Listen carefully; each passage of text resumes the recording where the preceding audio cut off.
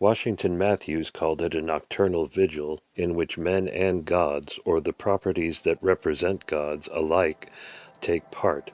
It is the formal communion between the not yet empowered earth surface people and the empowered holy people.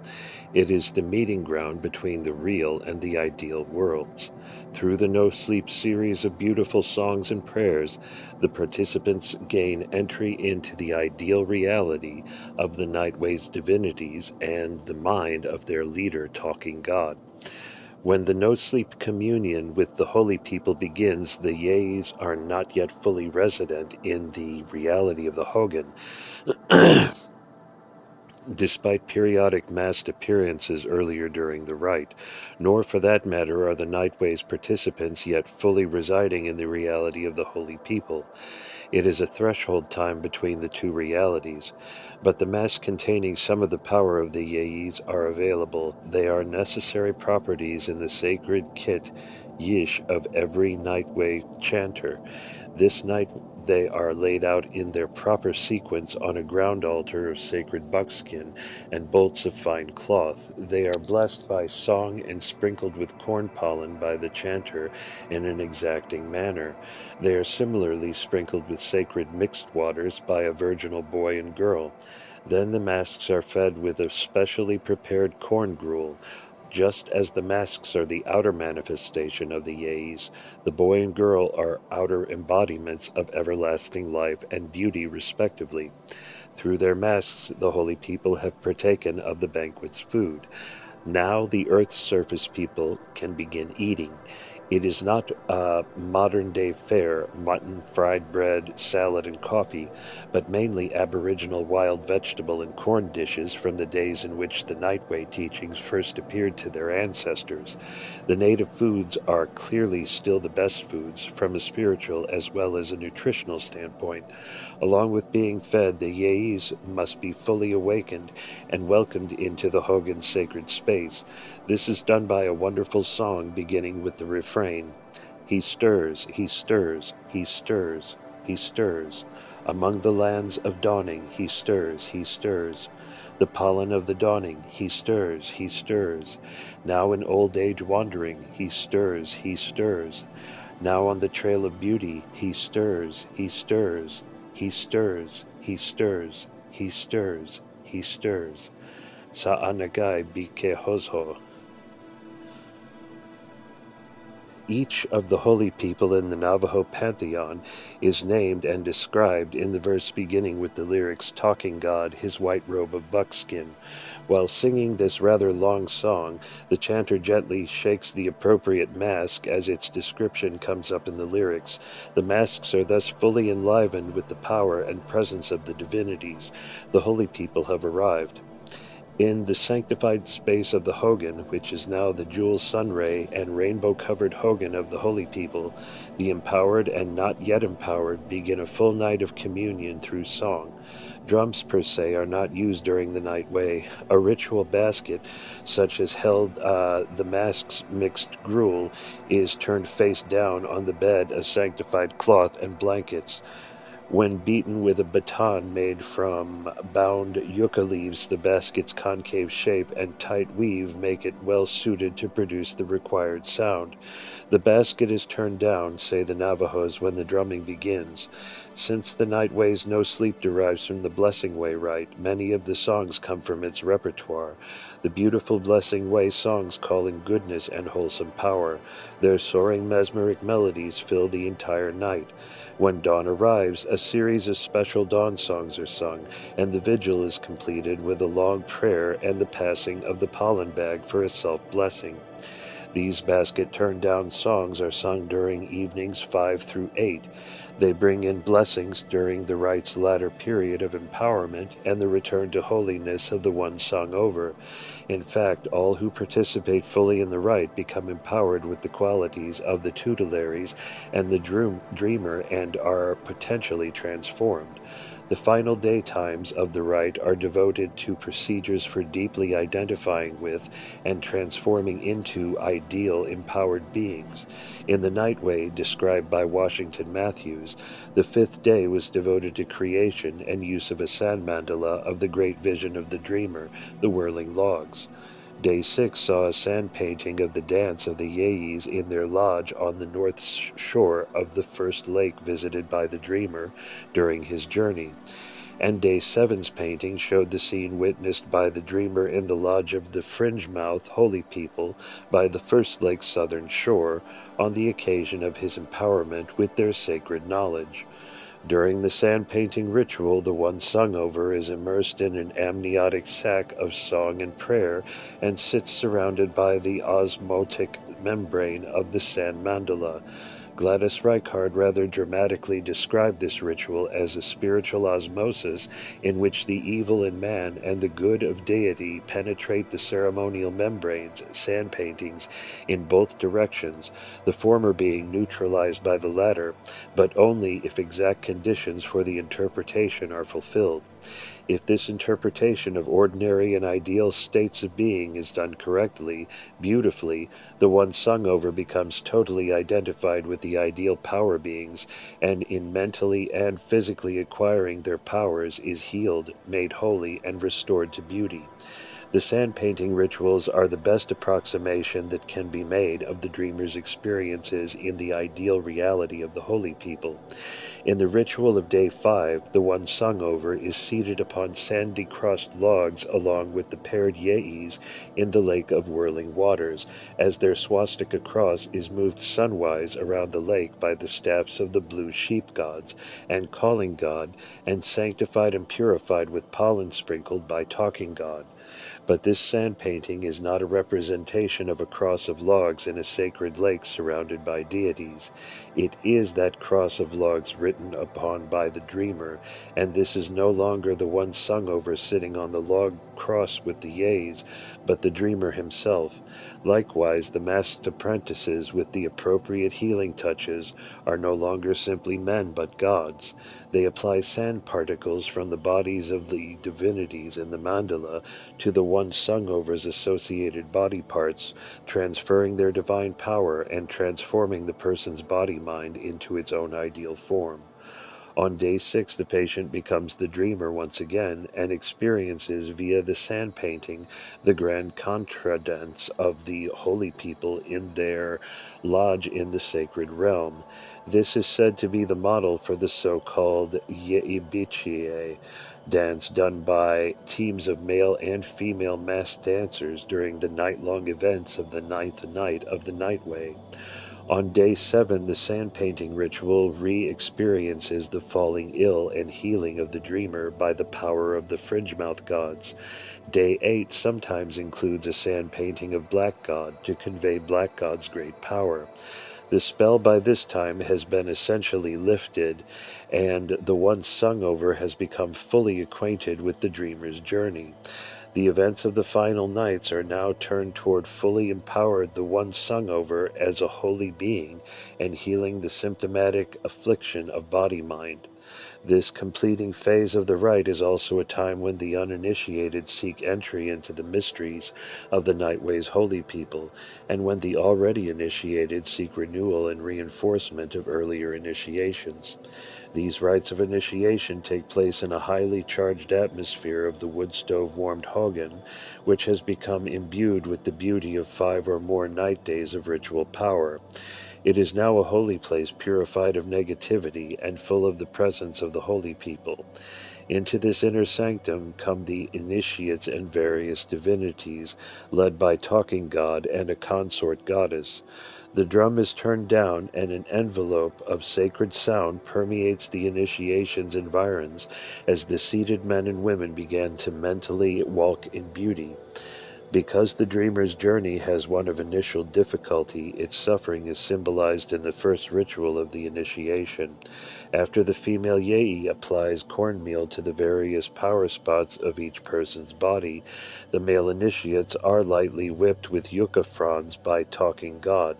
The women are not struck with the yucca leaves. Instead, a perfect ear of yellow corn, along with cornmeal, is touched to their bodies.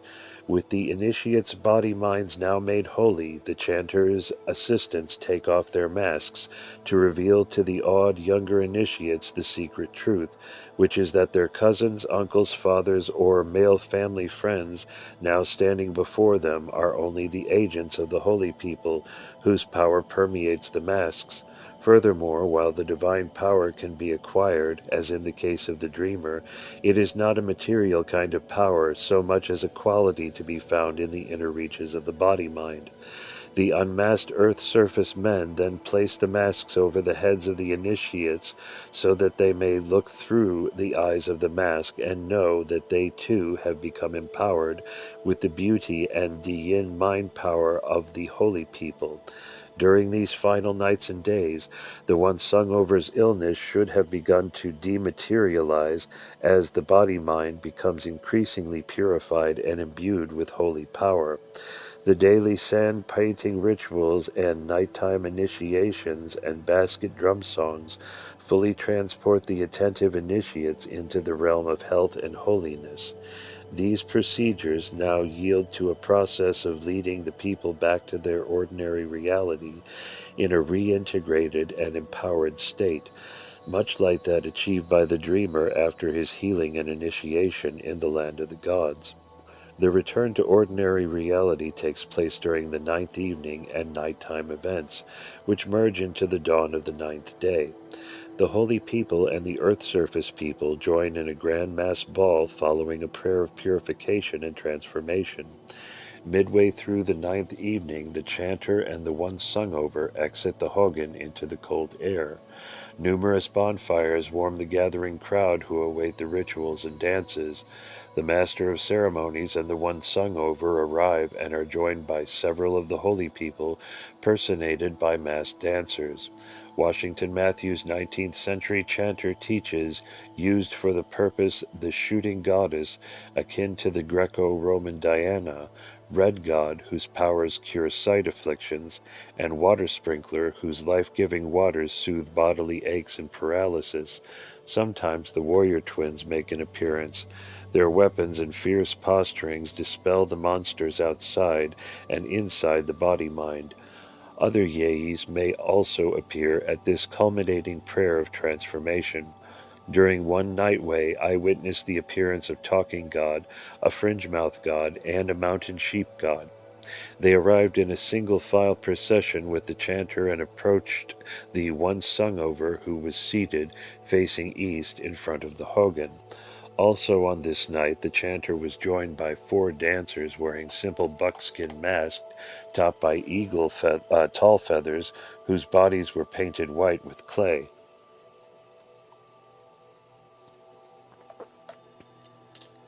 Amid a hushed crowd, the chanter and one sung over approached these masked personators, known as the first dancers, this being the first dance of the night.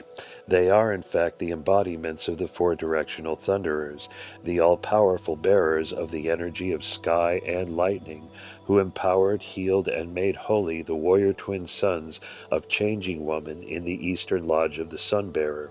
The thunderers now approach the one sung over, singing a very sacred song, depicting the order and motion of the cosmos as it manifests in the relationship between sky and earth, rain and corn. Once the healing song of the thunderers is completed, the choir inside the hogan affirms its beneficial effect by singing. Above it thunders. His thoughts are directed to you. He rises toward you. Now toward your house he approaches for you. He arrives for you. He comes to the door. He enters for you. Behind the fireplace, he eats his special dish. Your body is strong. Your body is holy now, he says. Second stanza begins. Below it thunders. And it is here at this point that the chanter and the one sung over intone the nightway's great prayer of transformation and return to beauty.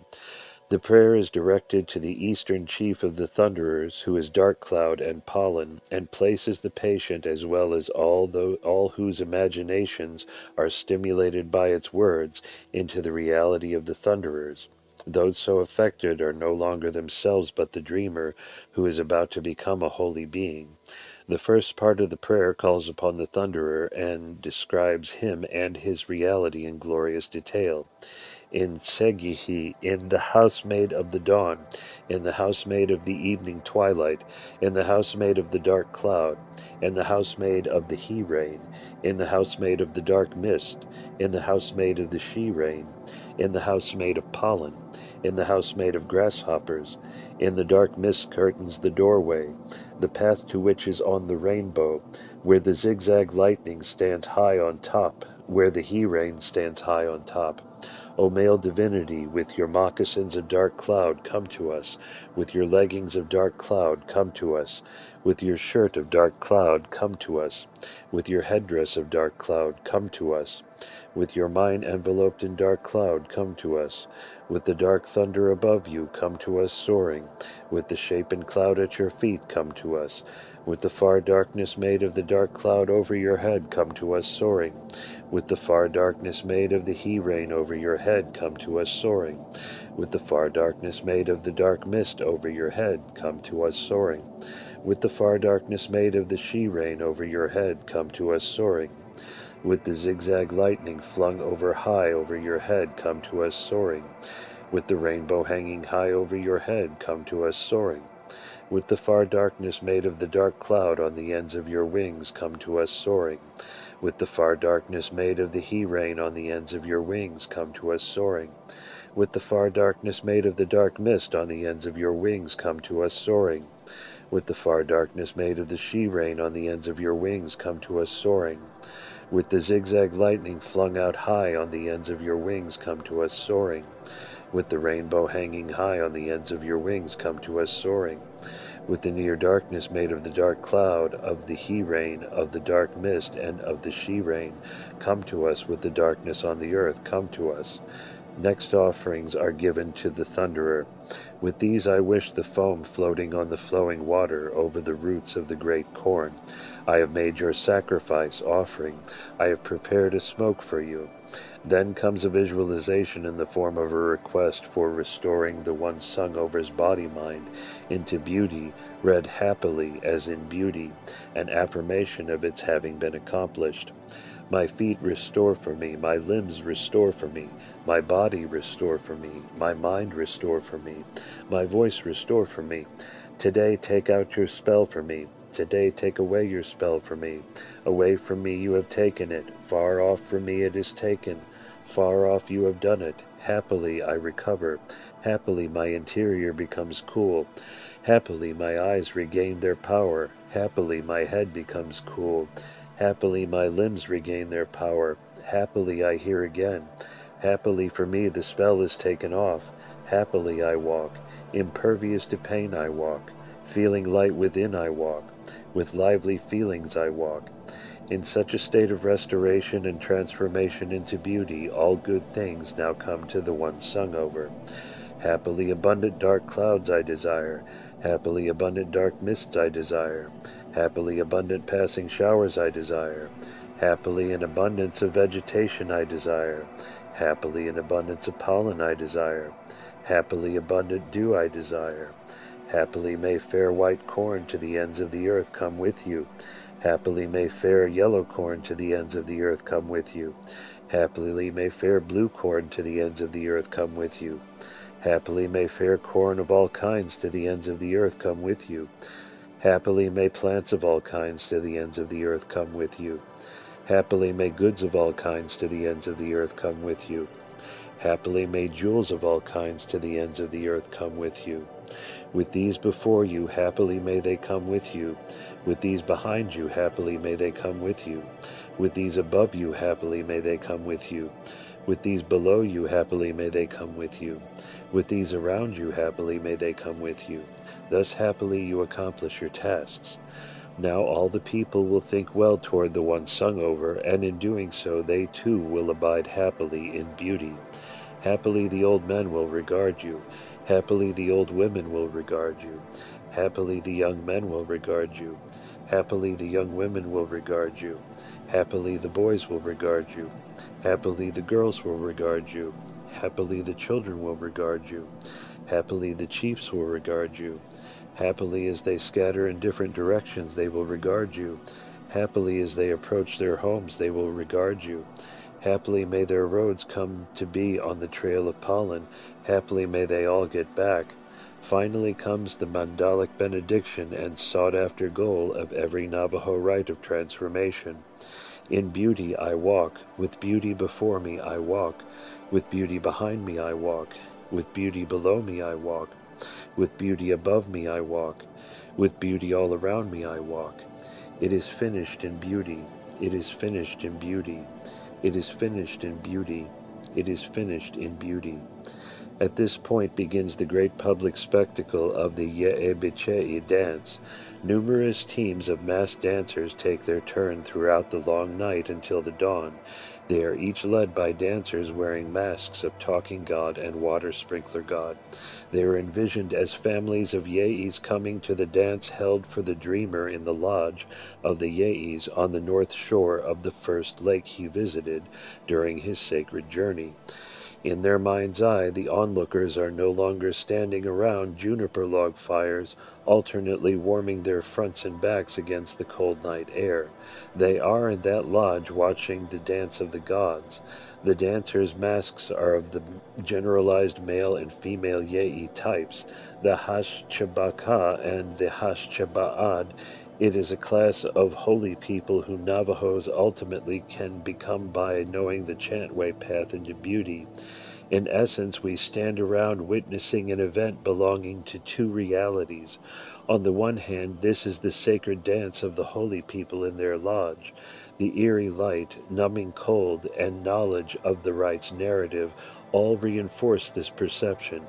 Yet this is also a place on the body of Earth Woman, between the Navajo's sacred mountains, and we are of ordinary flesh and blood. In this way, beings empowered with everlasting life according to beauty meet those who have not yet achieved it, but can do so. The ideal and the real become one. The power and blessings of the holy people are, for the last time, transferred to all who are assembled. By experiencing the Ye'ibiche'i dance, we each in our way participate in the dreamer's heroic spiritual journey and return to the world. As dawn breaks, the dancing ends, and all the attendants join the one sung over to breathe in the dawn while the chorus inside the hogan intones the rite's final songs. Finally, after remaining in a state abstracted from daily affairs for 4 more days, the one sung over is fully returned to his or her real world. Although the world has remained the same, the one sung over has changed, has gradually become more in tune with the world as it really is. The one sung over has become transformed into beauty. One chanter explained that during the 4 days past the ceremony, you will be considered as Talking God. Then you will take the Talking God in you off and become yourself again. The nightway journey to empowerment and health is often marked by rapid improvement and indeed full recovery by the one sung over. The change is at times so obvious that a nightway chanter once said of the chantway system, "I can't believe it myself. It's one of those things that is so valuable. I hope that it survives." In their basic philosophy, the Navajo chantway and Tibetan tantric paths are remarkably similar, and it is of little surprise that 2 of their most important publicly held rites of transformation, the nightway and the Wheel of Time tantric initiation, operate on identical structural principles, as we now shall see. The Wheel of Time initiation. Like the nightway, which harnesses the power of darkness to bring in the dawn of beauty, the Kala Chakra, or Wheel of Time Tantric initiation, and its path of practice use the raw energies of body-mind to transform the individual. For this reason, the deity who is the emblem of this pathway to enlightenment is dark and fierce in character. The Lord of the Wheel of Time has bared fangs, glowering eyes, a dark blue body, and potent implements in his many moving hands. His dark powers of body-mind, dark signifies conquering power, are harnessed to perfect the individual and to dispel ignorance in the world. Perhaps it is for these reasons that the Wheel of Time initiation is being given so freely around the world these days by its Lama masters, who consider it to be an agent of world peace. The Wheel of Time Tantric initiation, called in Tibetan Tungkor Wangkor, literally Wheel of Time transference of power, is a major religious event in Tibetan life. It is not unusual for many scores of thousands, in fact hundreds of thousands of people from all over the Himalayas and Tibet to attend such an empowerment when given by the Dalai Lama. Obviously, it is his special persona that draws so many people, but that is not the sole reason for the popularity of the Wheel of Time empowerment. The Wheel of Time is the central expression of how it is to think and feel as a Tibetan. Its unique character comes from an all-encompassing view of the place of the individual body-mind in the scheme of the cosmos.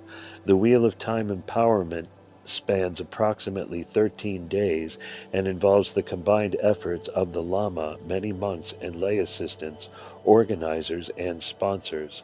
From the point of view of the facilitators and organizers, the first 8 or 9 days are devoted to physical and psychic preparations and the consecration of the sand mandala. From the standpoint of the initiates, day 4 actually begins the 8 or 9-day spiritual journey of transformation into bodhisattva heroines of the Wheel of Time. The duration of the entire rite varies according to the speed with which the sand mandala is constructed and the length of time required for preparing the initiates. There are 8 or 7 days of preliminaries, a day for the consecration of the mandala, and a later initiation segment, always consisting of 3 days of activities. The final day or two of ritual consists of a ceremony for the long life of the Lama and an opportunity for viewing the sand mandala. There are 3 phases to the Wheel of Time empowerment. Code of the Wheel of Time empowerment. Preliminary days, 4 or 3 teaching days for initiates, 8 or 7 preparatory days for the Lama and monks. Function, purify ordinary reality and body-mind. Day of consecration of sand mandala. Tutelary deities are ritually brought into a mandala representation of metaphysical reality. Function, unify the real with the ideal. Final days, 4 or 5 days, including initiation, viewing of the mandala, and long life ceremony for the Lama. Function, achieve the ideal reality, then return to the real world. Looking at the structure in this way, one immediately sees its similarity to the nightway. Here too are 4, occasionally 3, preliminary deities of dealing with one's state of being in everyday reality. These include purificatory and preparatory rituals by the initiate-to-be and by the Lama with his monks, as well as teachings for purifying the motivation of those in attendance. One day at the rite's midpoint is devoted to a communion with the 722 emanations of the tutelary Buddha, who are ritually drawn into the sand mandala for the duration of the initiation. At this time, with the aid of the imagination, the real and ideal begin to merge into the heightened reality of the rite. Self and cosmos begin to become one. The participants and conditions are now ready for the transformative process to proceed. Knowing of the Buddha Shakyamuni's struggles with his physical and mental afflictions, just as the dreamer suffered on his journey, the tantric initiate takes vows to be of benefit to others, as would a bodhisattva, and to practice the tantric path properly. Then, through intensely expressive guided visualizations, the Lama leads the initiates on a journey into the reality of the mandala, ultimately returning them to the real world through special releasing procedures. These are the bare bones of the Wheel of Time initiation. Let's now explore the initiation in a more detailed manner, if only through the wholly inadequate medium of the written word. Structure of the rite. The Wheel of Time initiation first creates a basic foundation of purity around and within the initiate's body-mind. The first 2 days are devoted to creating a sacred space out of the site of the initiation. It is analogous to the blessing of the Hogan on the first evening of the nightway. The Lama master of the rite tests the earth site for its auspiciousness, its karmic, deistic, and energetic profile, simultaneously blessing it by reciting the entire perfection of wisdom, Prajnaparamita Sutra. He then calls upon the energies of the earth, the sadhags and other earth protectors, for permission to hold the rite on their home ground. Permission is also sought from local human authorities. Next, all physically and mentally generated interfering forces are ritually dispelled. The Lama and his monks call upon the fiercest protector deities to rain down their spiritual weaponry upon the obstacles. The deities materialize as a glowing circle of powerful light in the mind's eye of the Lama and his assistants as they form a wheel of protection. The space now made sacred, the full Wheel of Time practice is performed on day 2. It is the long form of what will become the initiate's daily practice. The mind mandala section of this self-initiating, self-holying ritual will be performed by the Lama and monks during each day of the rite. On this day, they ask permission to construct the mandala. Afterwards, they envision themselves empowered with the heart of compassion and the fierce power of the protector aspect of Kala Chakra, Tunki Korlo, known as Dorje Shug, and Thunderbolt of Strength. Also, on day 2, several monks put on full tantric ritual outfits and internally generate themselves as powerful protective deities. In the dance of the ground, Sagar, they banish interfering forces from the area by means of a choreographed circle of protection, containing steps that trace out such power symbols as a double-crossed thunderbolt scepter. Finally, the sand mandala itself is ritually begun by inviting the earth goddess, Sai Lamo, to enter its enclosure and bless the implements and various materials to be used in its construction. Likewise, various deities are envisioned entering the chalk lines used to define the mandala's design. They then return to their Pure Land abodes. The mandala's ritual design is completed on day 3. Through visualizations and invocations, the various emanations of Kala Chakra are conceptually positioned in the mentally created mandala. Only then can the colored sands be applied. The process of constructing the mandala goes on for 5 more days. Ritual objects are then positioned directionally around the divine reality of colored grains and sand. These objects include 10 vases, signifying the 10 directions, cardinal, semi-cardinal, zenith, and nadir.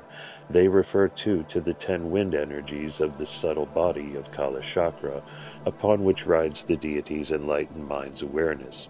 Like the pollen with which the Navajo sand mandala is blessed, the liquid in the vases relates to the purified generative matter out of which the initiate's divinity-like body-mind ultimately will be birthed.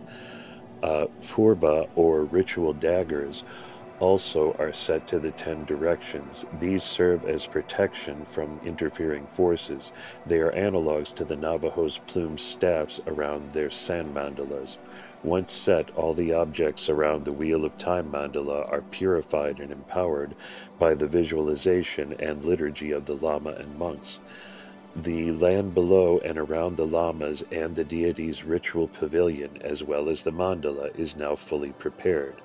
Likewise, the participants, the adepts, students, initiates, practitioners-to-be, spiritual patients, any such name will do, must be prepared or enhanced. They must be purified of wrong views, expressions, and actions, put in the right frame of mind. Such enhancement is brought about by adjusting their motivation through preliminary teachings. This provides them with an integrated model of how to comprehend reality more accurately and act appropriately with this knowledge. 4 days are the usual, 3 the minimum, for properly adjusting the initiate's motivation and purifying their minds of major delusions. With the completion of these teachings, the gross physical and mental preparations and purifications of the initiation are complete. But purificatory work continues throughout the coming days. This includes physical bathing or washing and psychophysical procedures for adjusting the initiate's motivation in the form of bodhisattva and tantric vows, before transforming the initiate's body-mind into that of an empowered person in the mold of, as the child of, the Lord of the Wheel of Time and Lady Mother of Diversity. The Lama must consecrate the finished mandala. Consecrating an object brings in the mind power of one or more enlightened beings. This makes it holy in the minds of the worshipper practitioners. In the Wheel of Time empowerment, the consecration takes on vivid proportions. Gods and humans join together in giving offerings of objects, sounds, movement, and thoughts to the 722 aspects of Kala Chakra now residing in the mandala of sand and composed inwardly of rainbow-colored light. This calling in of holiness and all goodness through the communion of ideal and ordinary beings is held at the transformative rites juncture between the purification of the ordinary and the acquisition of the ideal state of being. The 1985 Wheel of Time Mandala consecration took place at Bodh Gaya, India, on day 5, reckoned from the beginning of preliminary teachings. The central activity then, as always, was the dance of the offering goddesses. The goddesses were personated by monks dressed in silk brocade costumes and elaborate gold-colored masks as befitting goddesses of offering. Through the goddesses' slow and graceful symbolic dance, accompanied by deeply meditative chants, the mandala's resident deities were given the most glorious and most pleasing sensory objects that the universe could provide. These gifts were outwardly presented by the monk personators' dance steps and gestures, but inwardly through the monks' own visualizations. This being a special Wheel of Time empowerment, held as it was at the place of Shakyamuni Buddha's enlightenment. The offering goddesses were joined by hundreds of singers and dancers in full costume and from all of Tibet's regions and walks of life, in a feast of sight and sound. They congealed into a huge sunwise circular procession of singing and moving bodies, performing folk and court dances and arias from Tibet's rich operatic tradition. It was all conceived of as offerings to the deities residing in the mandala, and in the end to the one mind of the cosmos. Since each person would become a child of Kala Chakra, an incipient divinity, during the initiation phase of the empowerment rite, these offerings were in fact in consecration of themselves as potential Buddhas. Such a feast of sight and sound is a grand communion between not yet empowered beings, but in an ordinary state of consciousness, but on the verge of transformation, and ideal beings, who are equally real to the mind's eye, but who have been materialized out of the stuff of which the void is amply full. Let it suffice to say that this event in the ritual enclosure, the outer mandala of the Wheel of Time, is the fulcrum balancing each person between the ordinary and ideal realities. It is, in its most basic sense, identical to the no-sleep communion of the Navajo nightway, which potently and in a most celebratory way brings the holy people into a sacred space of the Hogan and the presence of the earth surface people. The communion completed, the initiation phase of the Wheel of Time empowerment can begin. The Lama mentally transforms himself into the rite's tutelary deity, Kala Chakra. So empowered, he directs the first step of the transformation of the initiates into the deity's idealized state of body-mind. This is the purpose of the final days of the rite. The first of these 4 days of empowerment transformation or initiation, day 6, begins with self-purification through bathing, or at the very least a mindful rinsing of the mouth. The initiate should also be neatly dressed for the occasion. The Lama, who is considered inseparable from Kalachakra, gives pointed instructions on the proper altruistic motivation needed in order to take this initiation of the highest tantric order. The Lama often speaks of the suffering that derives from the imperfect state of our body-minds. He teaches that all physical forms and perceptions are constantly shifting in shape because form is impermanent, not existing under its own power, and the Lama counsels that form's ultimate source is the emptiness of the void. With thoughts and heartfelt feelings, mind is the combination of the two. So prepared, the initiates must take the great leap. Actually, it is a kind of dissolution into an ideal, empty state of being, personified by the Lord of the Wheel of Time and Lady Mother of Diversity. To enter the ideal space of the Wheel of Time mandala, to make it one's own, requires a transformation of one's self-image, if not yet one's total body-mind, into a simple version of the father-mother pair, one head and two arms each, instead of the usual 4 and 24 and 4 and 8 respectively. To accomplish this critical first task, called the internal initiation, expert guidance is needed. The Lama, who has already transformed his body-mind into the deity pair, takes the initiate's mind on a fantastic journey of spiritual rebirth through the psychic nervous system of Kalachakra. The initiate imagines being drawn into his mouth on light rays emanating from his heart, as in Kamtrul Rinpoche's dream vision. One travels down the psychic channels through successively lower energy centers and into the genital center. Then, by Kalachakra's connection with Vishvamata, the initiate's awareness passes into her womb, and there the initiate is reconstructed into the ideal form as the child of the Father Wheel of Time and Mother of Diversity. Then Kalachakra's heartlight attracts Buddhas of the 10 directions of the cosmos. They enter his mouth on the stream of light and descend through his psychic nervous system to imbue the child of Kalachakra, the initiate, with purified insight into the formless nature of the void. On envisioning being birthed by the great Mother Goddess, birth being the initiation of everyone's heroic journey, the initiates see themselves as Kalachakras standing just outside the eastern doorway of the mandala, awaiting entry into its perfected reality. The afternoon of the 6th day is a busy one. Initiates make pledges to establish a positive motivation, bodhisattva vows, and to prevent any counterproductive actions, words, or thoughts from interfering with their practice, tantric vows. This done, the Lama deity blesses each initiate's body, speech, and mind by physically touching, if possible, the crown, throat, and heart center of each. This is, of course, also experienced through the initiate's imagination.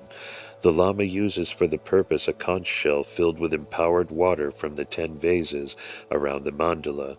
The initiate drinks some of it to purify the body-mind.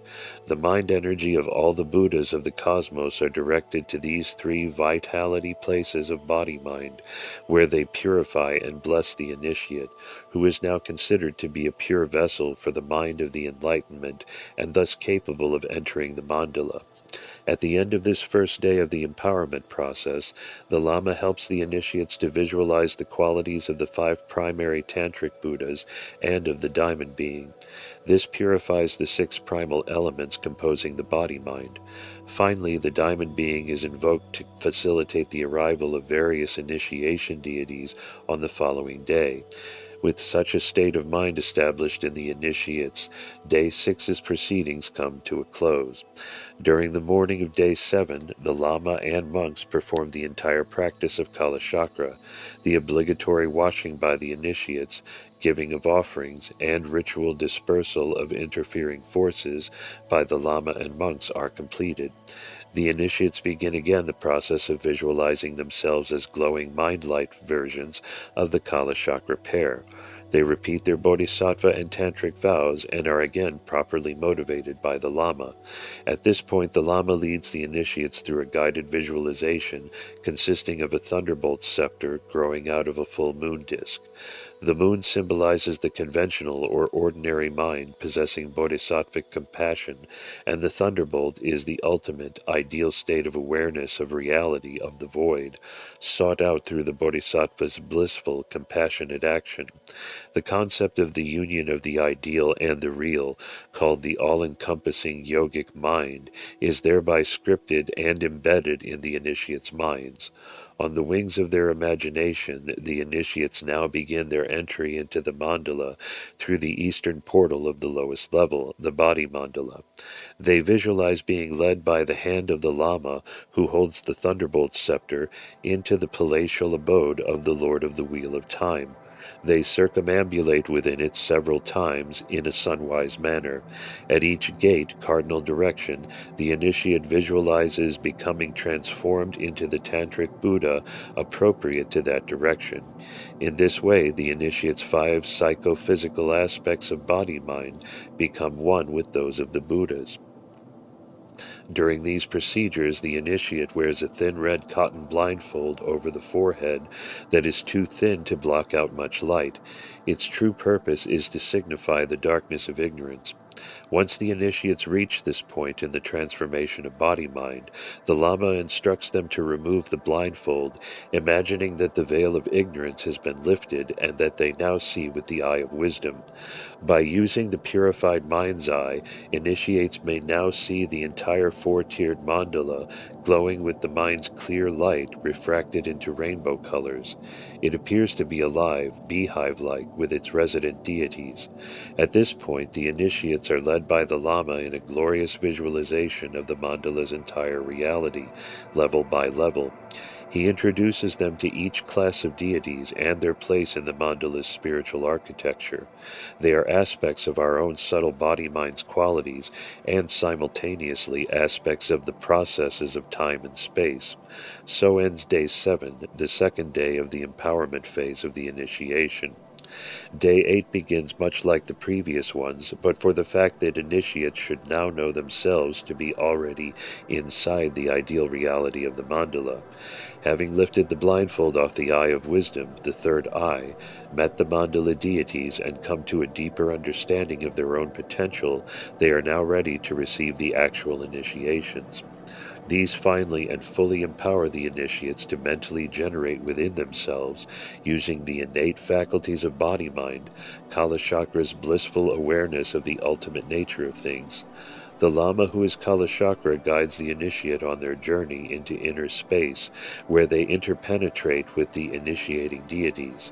The initiates enter the mandala universe through the eastern door and circle clockwise through its halls, arriving first at the northern gate. There they behold Kalachakra's white face and become transformed by means of the internal initiation process.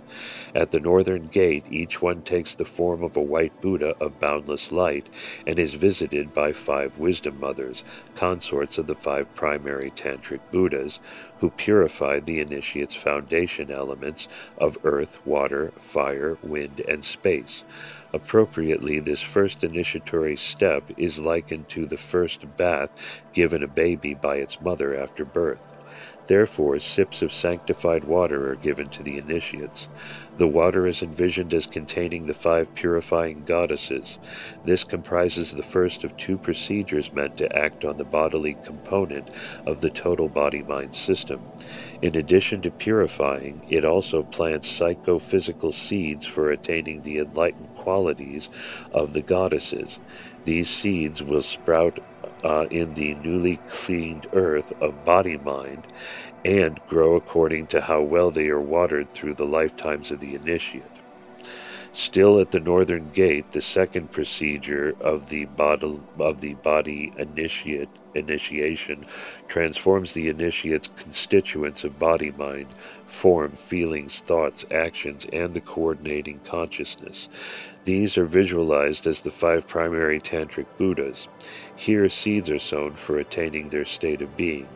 This is called the headdress initiation. The Lama places a tantric top-knot wig onto the heads of the initiate's representatives and likens it to the first haircut of the baby child of the initiating deity, Kalachakra. This basic process is repeated in the subsequent initiations. They are structured as 4 pairs. The first 2 transform the body, the next 2 the speech component.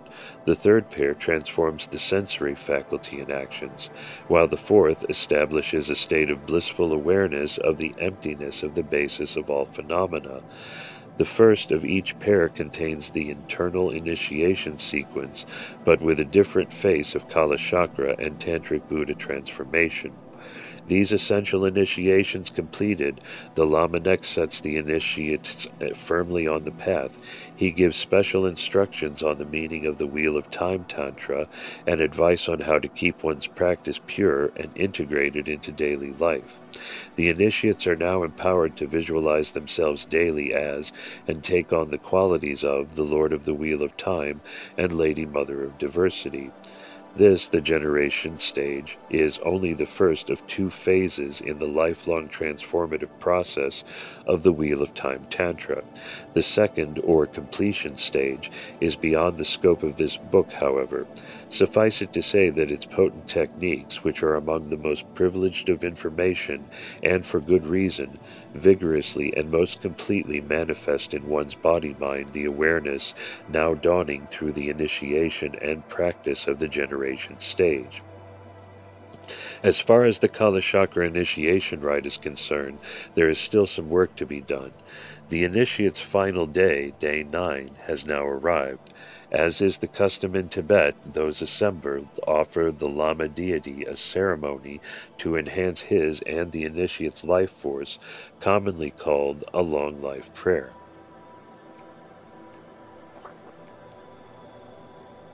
Along with its chants, prayers, and visualizations, offerings of wonderful objects are given to the Lama, including statues signifying the body of a Buddha, religious texts signifying the speech of a Buddha, and handheld chortens, stupas, signifying the mind of a Buddha, as well as other valuable objects representing the wonders of the universe.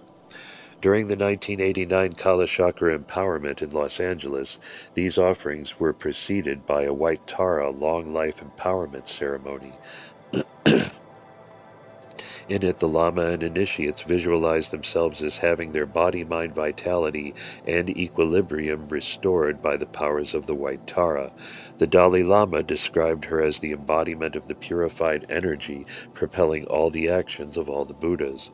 The White Tara dispels all inner and outer obstacles to the Lamas and the initiates' well-being and to their practice of the Kalachakra Tantra.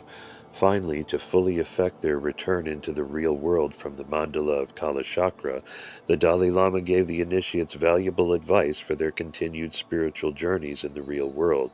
At the end of one initiation, the Dalai Lama advised those of us in attendance, "What is most important is to bring about the transformation within and to externally remain as normal. Do not isolate yourself from society and humanity. Generally, it is much better to remain in community and society." This is the essence of the return of the Bodhisattva, heroine, and the function of the Tibetan Buddhist Tantric initiations, as it is of Navajo chantway practice. The purpose of the transformative rites and lifelong practice is to remold the native clay of the individual, the person's characteristics of mind, expressivity, and physicality, and set it on the path of becoming the best version of itself. The transformative rite begins this process, but it is up to the person alone to see it through to its potential goal of enlightenment, or for the Navajo, beauty. The daily practice of the experience begun during the rite of transformation is the subject of the next chapter. Knowledge must be continually renewed by ceaseless effort if it is not to be lost. Albert Einstein. As in the great religions of the East, the Native American makes small distinction between religious activity and the acts of everyday life. The religious ceremony is life itself. Peter Matheson. If we want to help the world, we have to make a personal journey. It is up to each of us individually to find the meaning of enlightened society and how it can be realized. Chogyam Trungpa Rinpoche. The Sacred Way of Life. The Tibetan and Navajo are initially directed onto the path of a sacred way of life by the Lama and the chanter, respectively, under the controlled conditions of a rite of transformation. But the rite of transformation is only the first step. The bulk of the heroic journey beyond suffering, or anti-beauty, lies in faithfully pursuing one's daily spiritual practice. The sacred way of life definitely begins at home for the traditional Navajo, who properly must have been raised in a circular hogan. The form and function of the dwelling is a potent reminder of the circle of the spirit in their daily lives.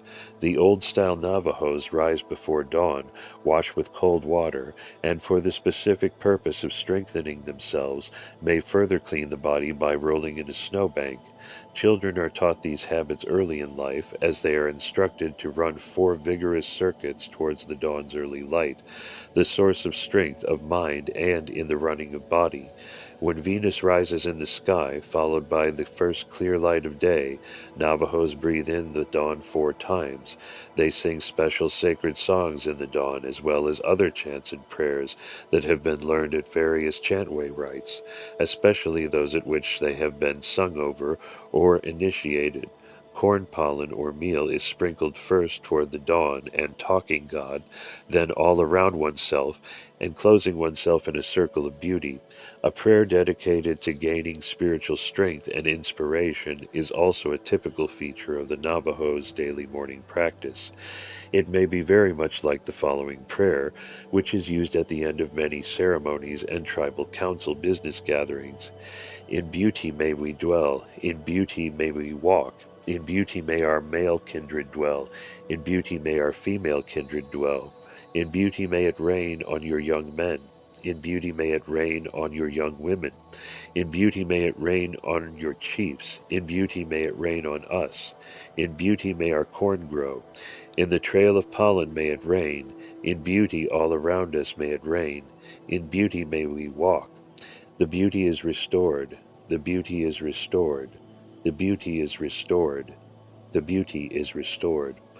The Navajo may often recite or sing such sacred verses throughout the course of the day's activities. I remember vividly one instance in Canyon de Chelly within view of the ruins of White House. Walking along the canyon floor was an old Navajo woman in traditional dress, herding her flock of sheep. As she walked along, she sang an unmistakably sacred song from a chantway rite, "In beauty before me I walk," and "It is finished in beauty" were present in the lyrics of the song. Indeed, older Navajos never miss an opportunity to create, maintain, and restore the ideal conditions of beauty, regardless of the mundane nature of the context. The average traditional Navajo adult knows many such prayers and songs, and may be active in some aspect of formal spiritual work, from helping to make sand paintings and lending a voice to the ritual chorus, to actually leading a rite as a chanter. While they rarely show it, modesty being a typical quality of the Navajo, ordinary Navajos are fonts of traditional knowledge and practice. This knowledge is timeless, having been handed down orally, generally from grandparents to grandchildren. One Navajo described their practical spirituality this way: "The Anglos don't understand why we are so religious. We have so many religious ceremonies which are vital to us. Legends, songs, dances, holy symbols are all part of us. We have sacred mountains and places. We have sacred supernatural beings which we worship. We also have good spirits who live among us. For these reasons we pray at sunrise, we pray with corn pollen in the morning, noon, and night, all to the symbols of our religion.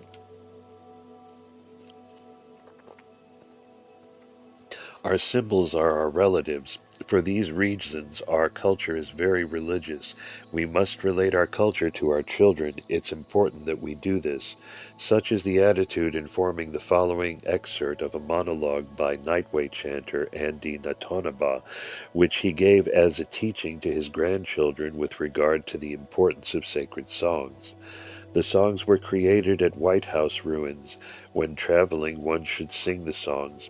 When one talks about the holy people, he should sing their songs. Then they will say, "It is good to hear our songs again." The holy people know you by the songs, so learn the songs. Don't be ashamed of your songs and stories. The holy people created them for us. We have many different songs. When one has even one song, he will live a long time. He will live by it. He will guide his children by it. He will guide his people by it. This is what being a chanter is. The above lines could just as readily have described the attitude and practices of the average Tibetan.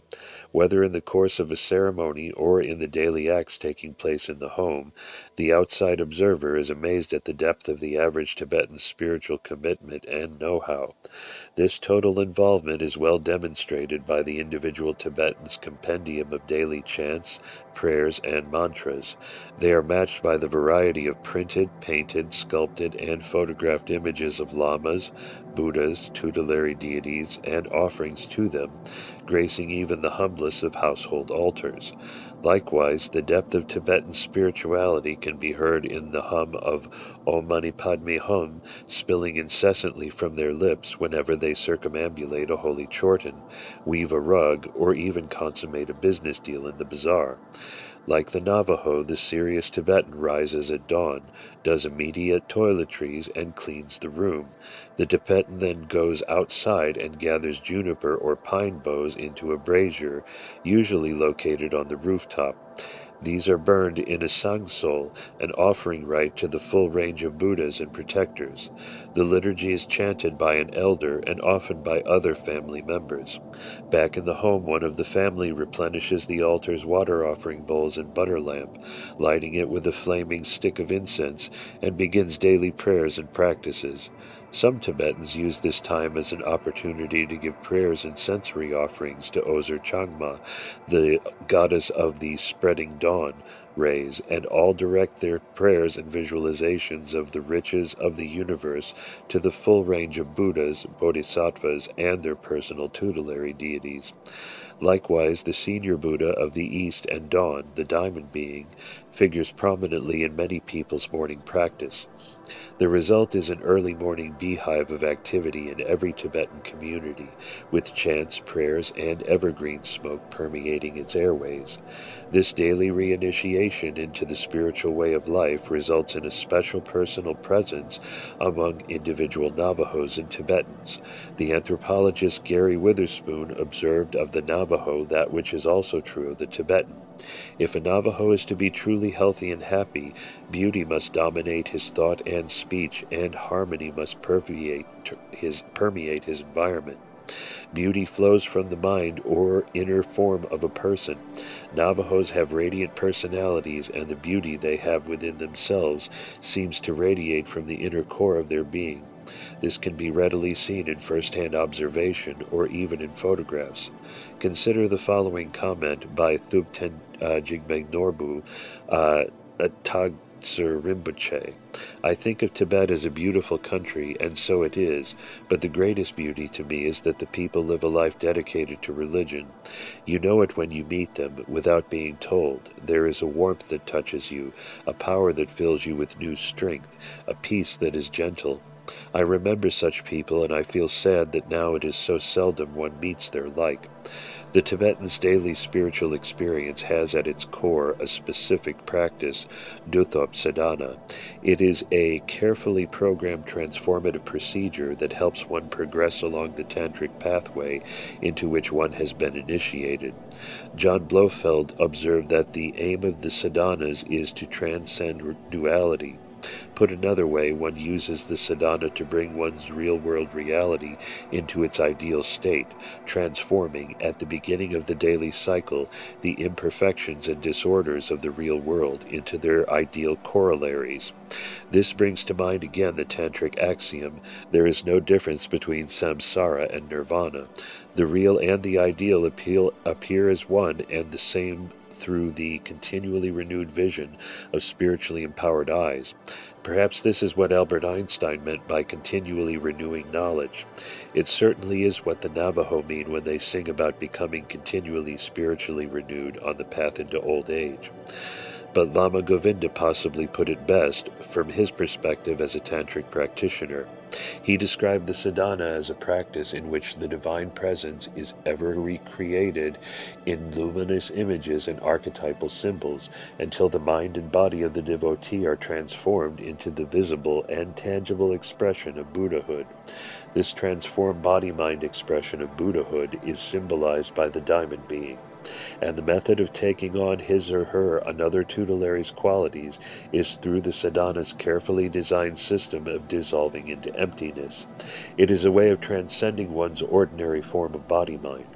By merging with the void, returning to the voided nature of nothingness of which we are all composed, one rematerializes, is reborn as a version of the tutelary deity, and simultaneously as an ideal version of one's own self. In the process, one comes to know, really know, that those peaceful, grandiose, lascivious, or terrifying deities in one's imaginings are nothing else than expressions of the mental and physical energies composing the body-mind. The specific forms that they take make them exciting and appealing to the Tibetan sensibilities. What form might future tantric tutelaries of Western Buddhism take? Cartoon characters? Personalities from fairy tales?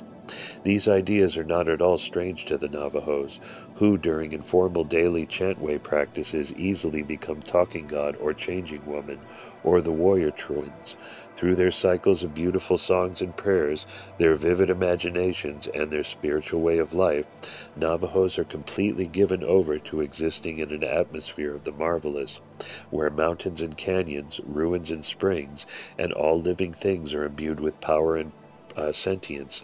One must become constantly spiritually renewed in order to live harmoniously among them. Their power must be transferred into and maintained in one's body, mind, and voice with the help of the holy people, who are in any event the inner energies of the Navajos' landscape and mindscape. These tutelaries are called upon through daily spiritual practice, which is so natural as to be an unconscious part of life. But when a person is found to be terribly out of balance with these energies, he or she must become energetically reconciled with them through a formal chantway rite. Similarly, the tantric practitioner knows of this inner noumenal world and refines and reinforces a relationship with it by means of the daily practice of the sadhana. Like the old Navajo woman shepherd who sang sacred songs and envisioned herself as walking in beauty, the Tibetan experiences reality through the ideal filter of tantric Buddhism and knows the ordinary world to be actually the mandala of the tutelary deities, whose nature in turn is the emptiness of the void.